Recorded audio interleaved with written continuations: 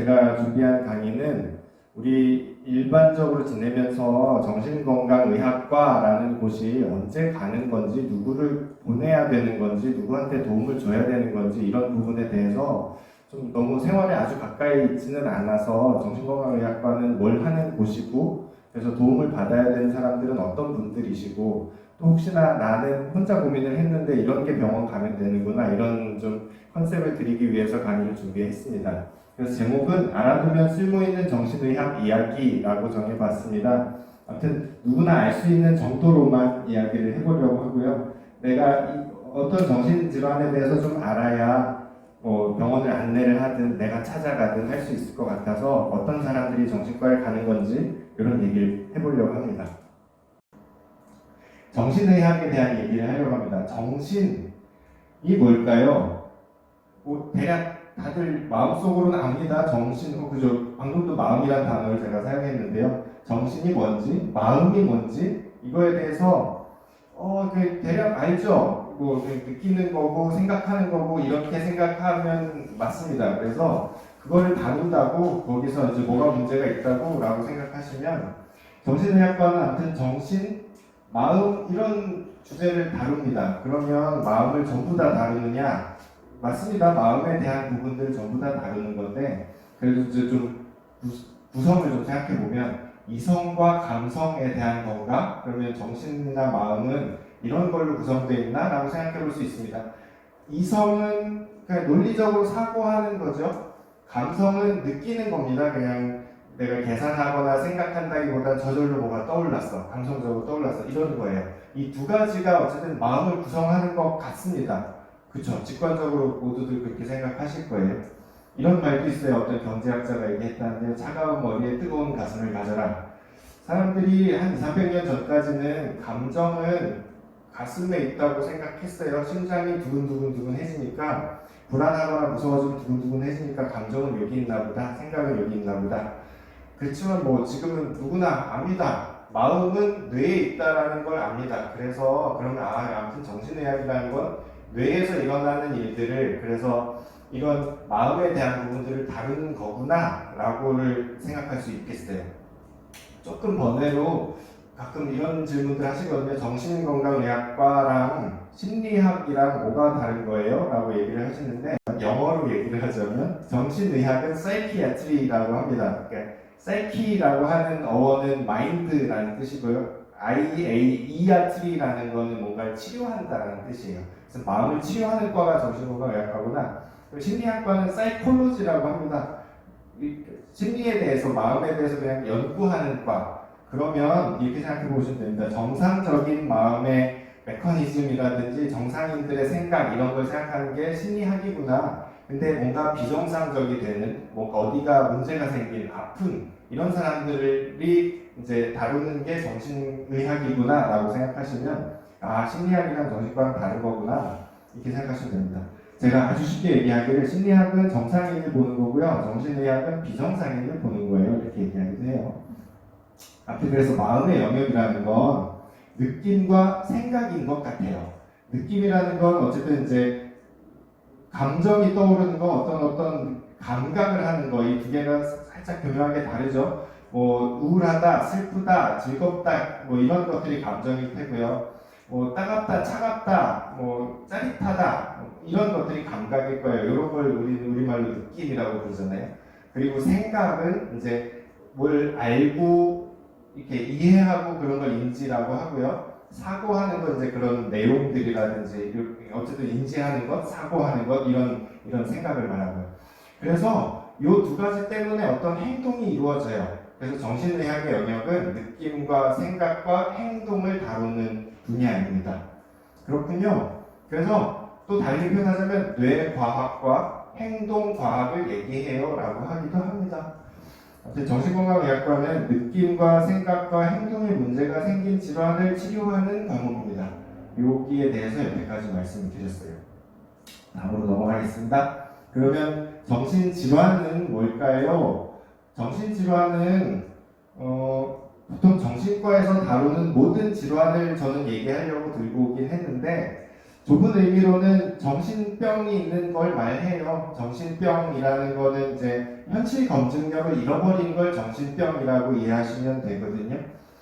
제가 학생 때 저희 교수님이 제일 첫 시간에 얘기해줬던 게 이 사이코시스랑 뉴로시스랑 어떻게 다른 줄 아는 사람 이러시면서 말씀하셨는데요. 정신증은 나는 멀쩡한데 세상이 다 이상해진 거예요.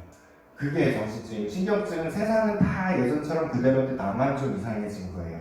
그래서 얘는 좀 뭐 불안하거나 강박증이 있거나 내가 좀 우울해졌거나, 이거는 외부 세계는 다 그대로인 줄 알아요. 그냥 나 혼자 뭐가 힘들어졌다는 인지를 하는 거고요. 그리고 정신증은 나는 괜찮은데 이상하게 뭐 이제 사람들이 감시해요. 사람들이 자꾸 나한테 이렇게 독극물을 좀 주입을 하는 것 같아요. 그러니까 다른 사람들이 이상해졌어요라고 하는 게 정신증이에요. 그래서 현실 검증력에 문제가 생기는 걸 정신증이라 하고, 어쨌든 좁은 의미로 정신질환은 요 정신병을 가지고 있는 질환을 말해요. 법적으로도 정신질환자라는 건 현실 검증력이 없는 환청망상이 있는 사람 이렇게 얘기하는데, 오늘 아무튼 다루려고 하는 건 요 좁은 의미의 정신증보다 이 두 가지를 다 얘기하려고 합니다. 정신건강의학과에서 다루는 모든 질환을 말씀드리려고 합니다. 그래서 저희 정신과 교과서에 있는 모든 질환을 여기다 적어왔거든요. 그래서 이제 그래 그냥 이런 걸 진료를 하는 거구나. 그래서 내가 애매하게 이런 게 불편했는데 병원에 한번 가보면 되겠구나. 또는 이런 걸 좀 안내를 해드리고자 준비를 했습니다. 느낌의 문제를 먼저 얘기할게요. 아까 처음에 도입할 때 느낌과 생각과 행동의 병이 정신과 질환이에요 라고 말씀드렸어요. 느낌의 문제가 생긴 거, 일단은 제일 대표적으로 기분 장애이겠죠. 우울한 거나 조울증이 있거나 기분 부전장애, 순한 기분장애 말이 조금 어려워지는데 간단하게 풀어서 말씀을 드릴게요. 우울장애는 누구나 압니다. 이렇게 우울해지는 거가 병이잖아요. 그래서 나 좀 우울한데 우울증인가 봐요. 맞아요. 우울한 게 우울증이 맞아요. 근데 이제 진단 기준이라는 건 2주 이상 계속 우울해야 돼요. 그래서 하루 종일 좀 우울하기도 하고, 이제 우울해서 동반되는 다른 질환들 뭐가 있어야 한다 뭐 이런 식으로 이제 병을 진단할 때에는 기준들이 있는데, 아무튼 우울한 게 우울증입니다. 조울증은 보통 이제 또 많이 얘기하시기를 기분이 오락가락해, 업다운이 너무 심해요. 막 사람들이 있을 때 즐거웠다가 혼자 집에 가서 우울했다가 그래요. 그래서 조울증인가 봐요 라고 하지만, 뭐 이제 진단적으로는 이런 양극성 장애라는 건 기분이 너무 들떠서 막 말도 엄청 많아지고 잠도 안 자고 그런 조증 상태가 일주일 이상 계속 가는 게 있고요. 그리고 우울증인 에피소드가 또 한 몇 달 있고요. 이런 식으로 이제 우울할 때 많이 떴을 때 이게 좀 구분돼서 있는 경우를 조울증이라고 하는데, 보통 많이들 얘기하시는 게 약간 순한 기분장애 같은 건 닮은 얘기를 하십니다. 기분이 오르락내리락 그거 조울증 정도는 아니세요라고 이제 말씀을 많이 드리긴 합니다. 아무튼 기분의 장애는 이렇게 되게 우울해져 있는 거, 아니면 들뜨는 거랑 섞여 있는 거, 또는 기분 부전 장애는 우울증이라고 할 정도로 심하지는 않아요. 그러니까 뭐 직장도 좀 다니고 사람들도 좀 어울리기는 하고 그러는데 2년 이상 계속 좀 우울했어요. 근데 이게 좀 괜찮은 날들이 뭐 좀 중간에 원래 좀 섞여 있잖아요. 근데 안 괜찮은 상태로 한 2년 이상 계속 우울한 경우들이 있습니다. 요거는 이제 기분 부전 장애라고 하고, 요거 좀 보통은 일찌감치 10대, 20대 이럴 때 먼저 시작이 되고, 뭐 여자한테 흔하고 뭐 이런 특별한 경우도 있어요. 순한 기분 장애라는 건 어쨌든 이게 빨리빨리 변하는 겁니다. 막 좀 하루는 되게 들떠 있기도 하고 하루는 되게 우울하기도 하고, 근데 이것도 마찬가지로 그런 상태가 2년 이상 계속 있으면 순한 기분 장애라고 그래요. 아무튼 기분의 문제가 이렇게 생기는 게 정신과에서 다루는 거구나 하는 것까지 이해하기 어렵지 않습니다. 불안장애가 있는데요. 아무튼 이제 요거랑 좀 다른, 그냥 기분이 들뜨거나 우울한 게 아닌 불안하다라는 거에 대한 얘기입니다. 범불안장애는 하루 종일 언제나 늘 항상 불안해요라는 거예요. 이게 평범할 때 범자거든요. 언제나 항상입니다. 그래서 집에 있어도 불안하고 밖에 나가도 불안하고 뭘 하려고 해도 불안하고 그냥 항상 좀 초조하고 뭐 소화도 잘 안 되고 이렇게 좀 약간 어질어질한 것 같기도 하고 그냥 늘 좀 불안해요. 이런 식으로 증상이 매우 오래 가는 경우를 말하는 거고요. 공황장애 되게 흔하죠. 요즘에 사실 되게 많아졌고요. 코로나 때문에도 공황장애 환자도 실제로 더 많이 늘었어요. 유발된 상황들이 좀 많거든요. 마스크 쓰고 있는 상황이라든지 어디 많이 이제 환기가 잘 안 되니까 닫힌 공간에 많이 있게 되고 뭐 그래서 공황장애 환자분들이 많아지긴 했는데 이 공황장애인가 봐요라고는 환자분들이 많이들 자기가 자기 진단해서 오기도 합니다. 맞습니다. 아무튼 공포와 당황에 대한 얘기거든요. 엄청 공포스럽게 막 죽을 것 같은, 막 쓰러질 것 같은 그런 무서운 경험이 자주 있어요라고 하는 게 공황장애예요. 공황 발작이라는 게 뭐 마트에 갔을 때든 버스를 탔을 때든 어쨌든 뭐 지하철 안에 있어서든 엘리베이터 안에서든 그런 유발 상황이 없어도 그냥 뭐 학교에서 공부하고 있다가 갑자기 어떻게든 생기긴 하는데 말 그대로 심한 불안이 확 나타나는 거예요. 근데 이 사람처럼 하루 종일 그러진 않아요. 이 사람은 확 심한 에피소드가 있고 그 이외에는 또 생길까봐 불안해하는 정도. 언제 또 생길까봐 그렇게 이제 자기 삶의 질이 떨어지는 거죠. 사회 불안 장애는 이게 이제 뭐 대인 공포증 이렇게 좀 얘기할 수 있는데요. 사람을 대하는 것 자체가 좀 불안해요. 사회 안에 있는 게 불안하다는 얘기입니다. 혼자 있을 때는 괜찮게 잘 지냅니다.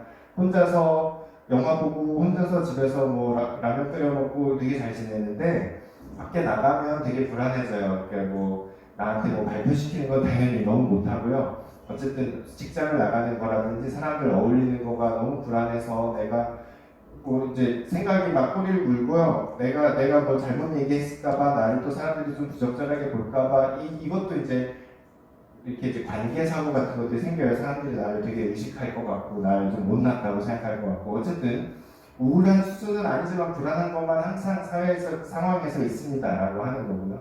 특정 공포증도 말은 어렵지만 다 들어보셨어요? 고소공포증, 폐쇄공포증, 뭐 첨단공포증, 피공포증 등등등 뭐 화이트 가운 포비아 이런 것도 있습니다. 병원만 가면 혈압이 올라가요. 뭐 이런 것도 원래 있는 얘기예요. 그래서 특정 공포증이라는 건 특정한 어떤 한 상황에만 공포증이 있습니다.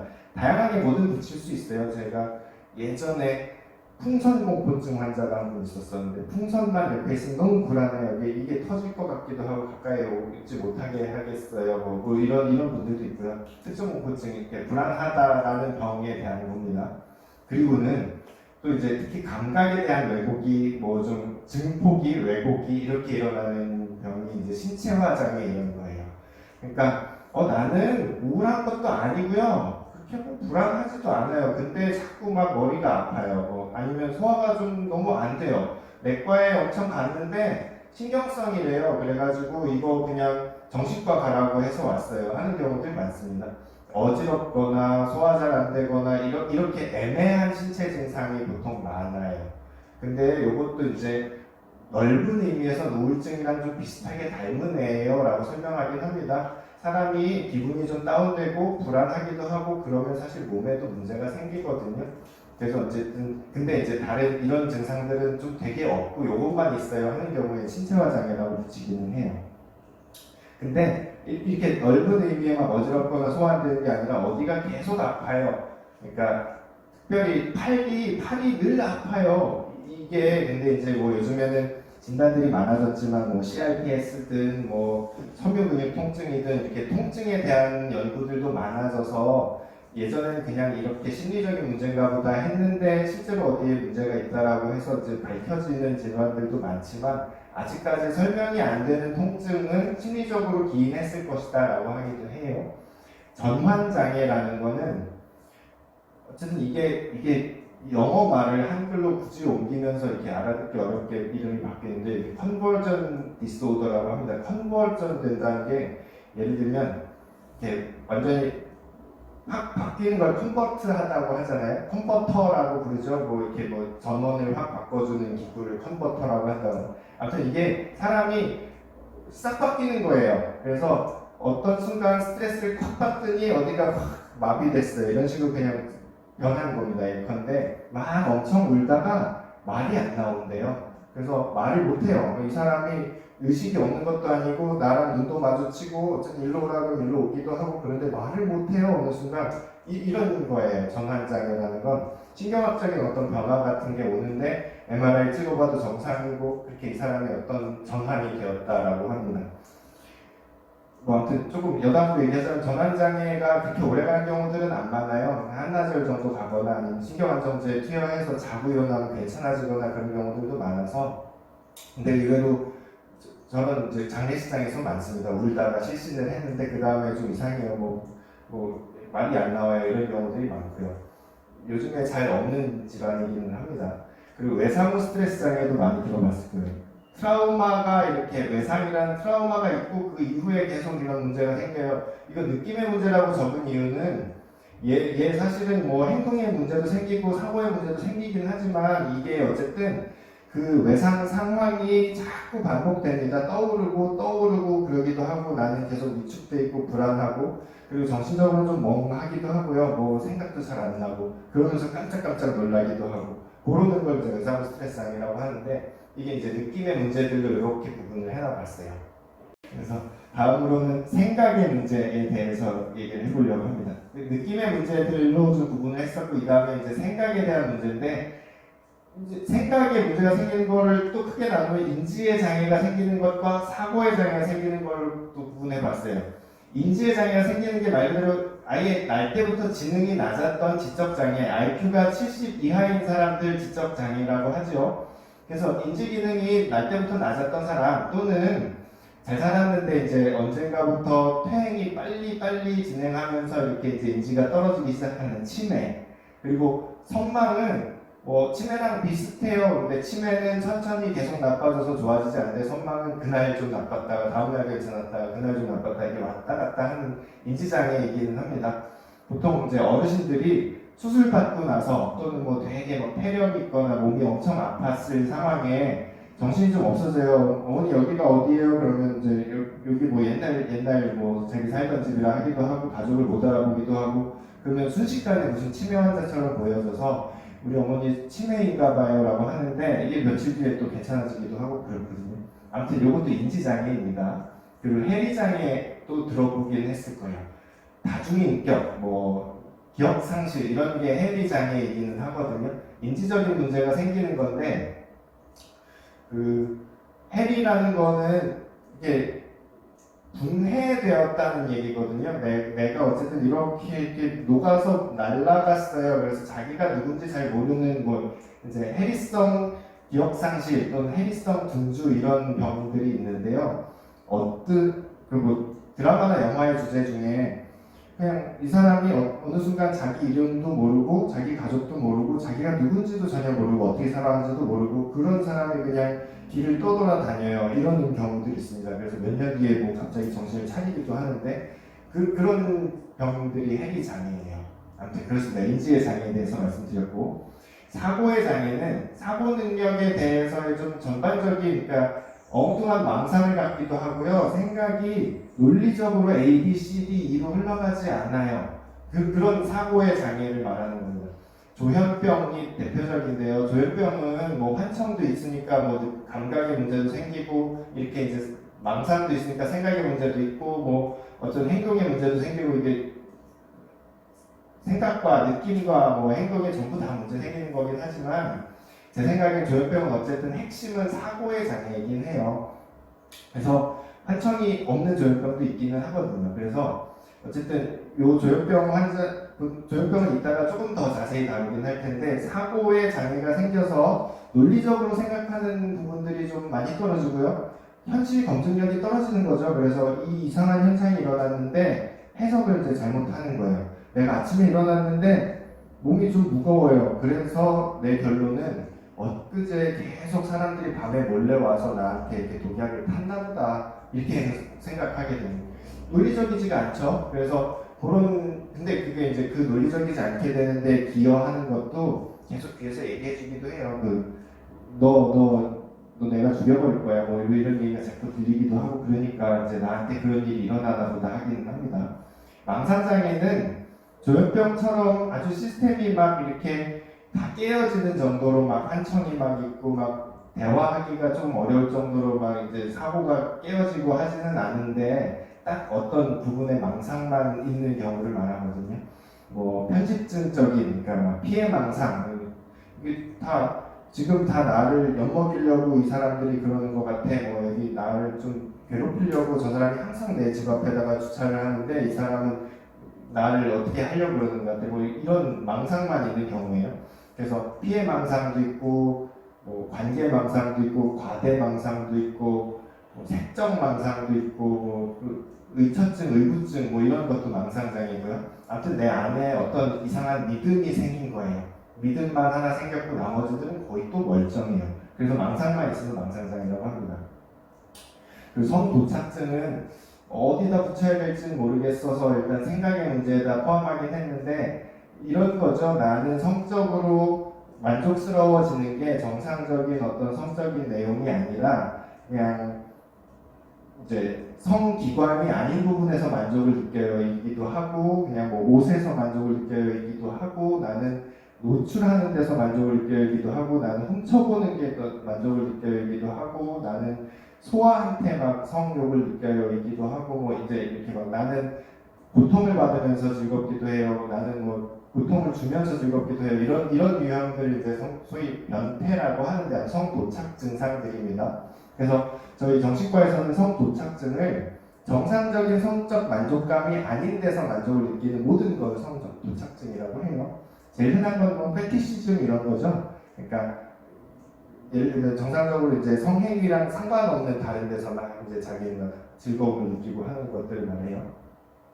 성주체성 장애는 사실은 지금은 정신과에서 진단이 없어진 거긴 합니다. 그래서 제가 저를 여자라고 계속 믿고 있으면 그냥 여자로 살면 되는 거잖아요. 요즘에는 그렇게 생각합니다. 근데 예전에는 아니 근데 넌 생물학적으로 남자로 태어났는데 왜 자꾸 여자라 그래? 너도 좀 마음에 문제가 있는 거 아니야? 라고 하기는 했었어요. 근데 그래도 굳이 왜 적었냐면 법적으로는 의미가 있거든요. 이거를 진단을 붙여드려야 이분이 성전환 수술을 하거나 호르몬 치료를 받거나 아무튼 그래서 성주체성 장애가 개념상으로는 없어졌지만 법적으로 남아있는 진단이라서 아무튼 적어놓긴 했습니다. 행동의 문제.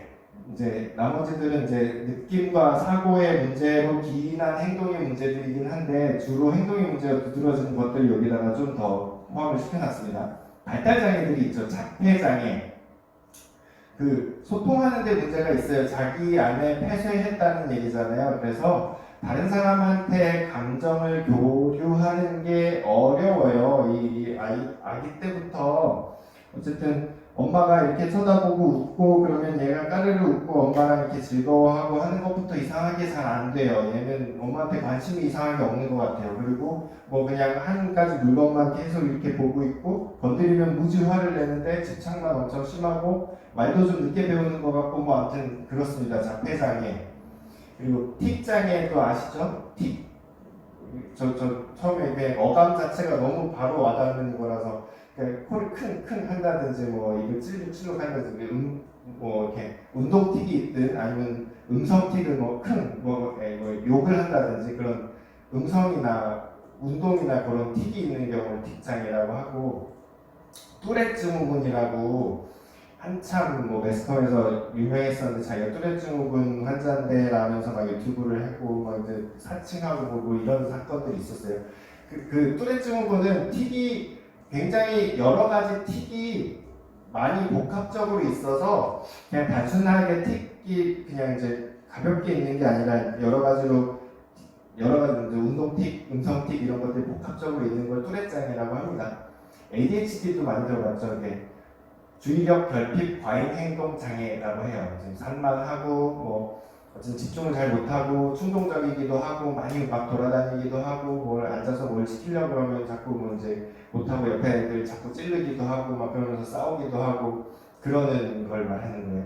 여기 이제 소아 장애들이긴 하고요. 발달에 문제가 생기니까 어릴 때 병원을 데려가죠.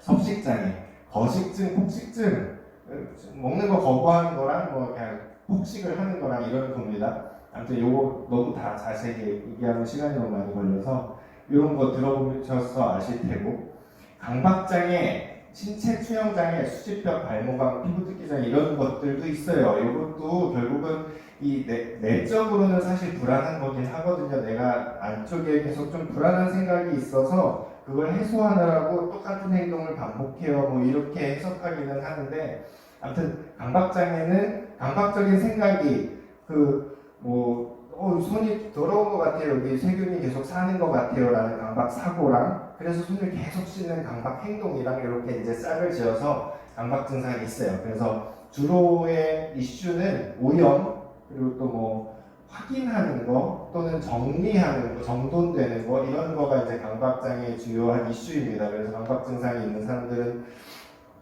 자꾸 이제 더러운 것 같아서 닦아야 된다거나 씻거나 해야 되는 거라든지, 뭐 정리가 꼭 되어 있어야 되는 거라든지, 또 문 잠갔는지 확인했는데 또 자꾸 가요.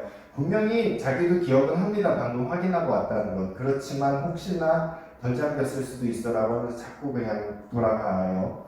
이 강박장애는 어쨌든 자기가 되게 불편해요. 자기 안 그러고 싶기는 한데 자꾸 그렇게 돼요. 그래서 강박장애도 병원을 찾게 되죠.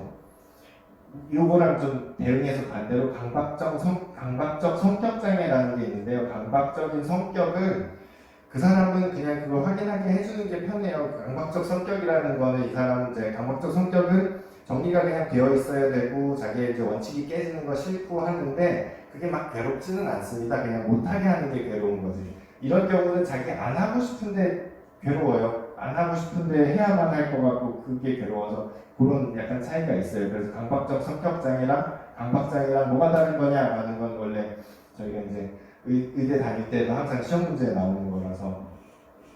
신체 투영장애는 자기가 너무 살이 찐 것 같아요. 아니면 너무 못생긴 것 같아요. 여기에 너무 꽂혀 있어요.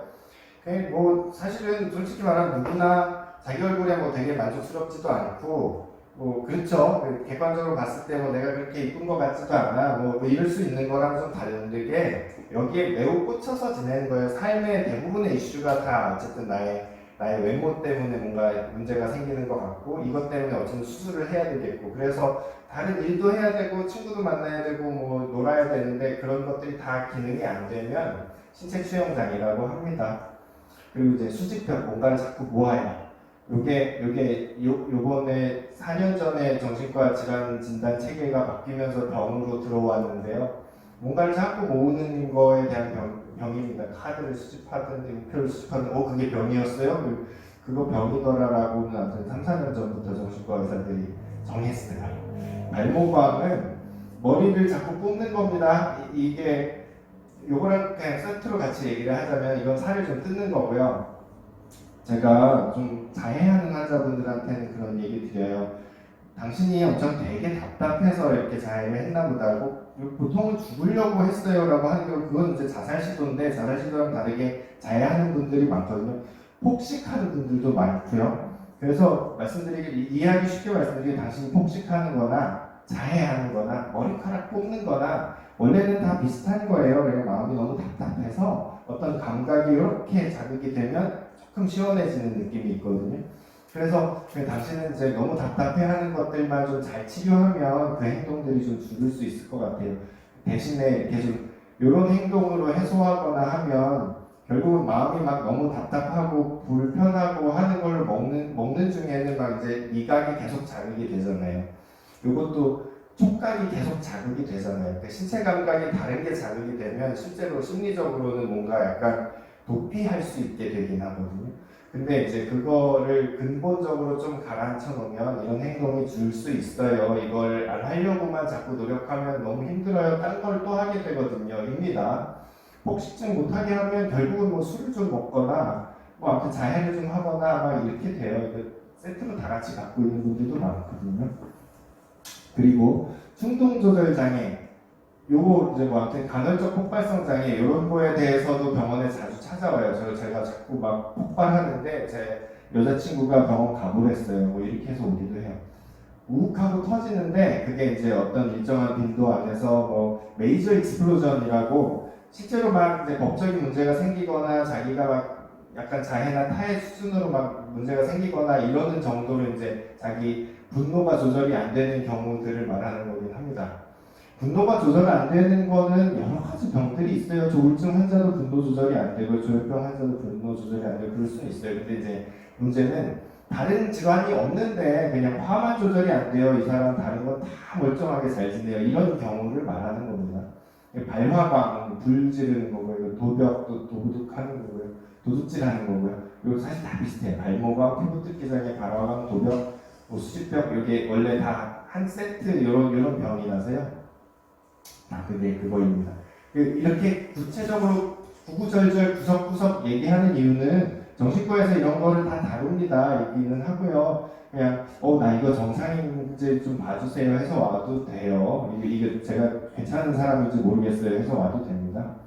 적대적 반항장애, 품행장애, 반사회전격장애 얘들은 또 세트인데요. 어릴 때는 적대적 반항장애였다가 좀 청소년기에 품행장애였다가 어른이 돼서 반사회전격장애가 되는 그 같은 거거든요.